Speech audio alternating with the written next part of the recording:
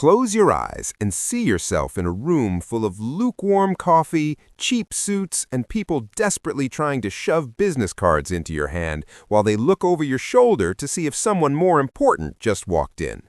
That is the traditional definition of networking. And if that image makes you want to crawl into a hole and never come out, I have some good news for you. You're actually a sane human being. Here is the dirty secret of the business world in 2026. The people who are the best at traditional networking are usually the ones you want to work with the least. They're the noise, they're the friction.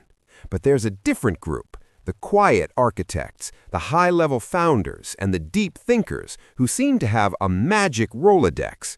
They never go to mixers, they never beg for introductions, and yet when they need $1 million partnership or a world-class hire, they just send one text. Most people think networking is about who you know. It isn't. It's about who wants to know you. If you've spent your life feeling like an outsider because you hate the small talk and the fake energy of business events, you've actually been sitting on a competitive advantage. You just haven't been taught the laws of the game for people who value their time. Today, I'm going to give you 10 laws that will turn your social anxiety into a strategic system. We're going to move from chasing to attracting. The first law is the law of the value agent.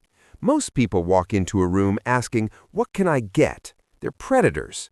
A value agent walks into a room asking, "What is currently broken here that I can fix in 5 minutes?"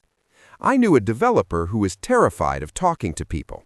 At a small tech retreat, instead of trying to pitch himself, he noticed the keynote speaker was struggling with a glitchy slide deck.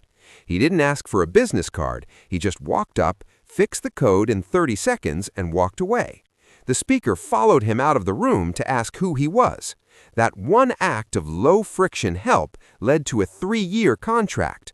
If you want to connect with high-status people, stop talking about your services and start being the person who solves the immediate, annoying problem. The second law is the signal-to-noise ratio. In a world of infinite digital noise, the most valuable thing you can offer is curation. Stop trying to meet 100 people. Try to meet the node. The node is the person who is already connected to everyone you want to know. Instead of trying to reach 10 different CEOs, find the one consultant or lawyer that all 10 of them trust. If you provide immense value to the node, you have effectively networked with their entire ecosystem by proxy. You don't need a massive network, you need a strategic one. The third law is the 48-hour loop. The relationship doesn't start at the meeting, it starts at the follow-up. But most people's follow-up is a generic "great to meet you" email that ends up in the trash. The 48-hour loop requires you to send something that proves you were actually listening. If a founder mentioned they were struggling with their sleep, send them a link to a specific 2026 biohacking tool you've been using.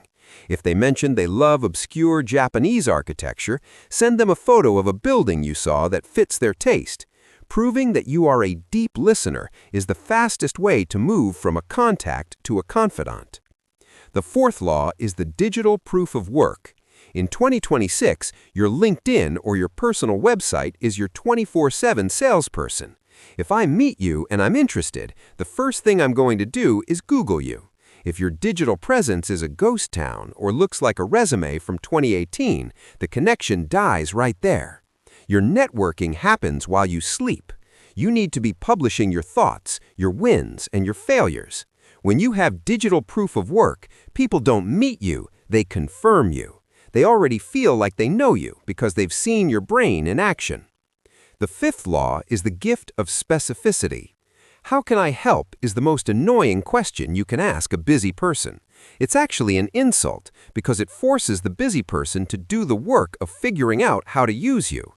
The gift of specificity is saying, "I saw that your landing page has a typo on the 3rd paragraph, and I also noticed your checkout flow takes 4 clicks when it should take 2. I've drafted a mock-up of how it could look. Here it is. You have done the work. You have removed the cognitive load. You have made it impossible for them to say no to the value." If you're watching this right now and realizing that your entire business growth relies on you pounding the pavement and doing all this manual outreach yourself, if you're the bottleneck because you're the only one who can bring in the deals, you are in a dangerous position. You haven't built a business, you've built a high-stress job for yourself. If you want to start fixing your business today and move from the hustler to the architect, we have a resource for you.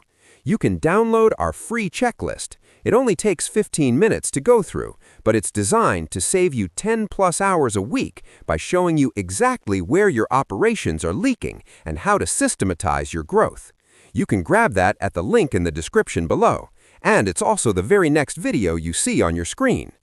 Networking is just the software of your business. If the hardware, your operations, and your systems is broken, no amount of connections will save you.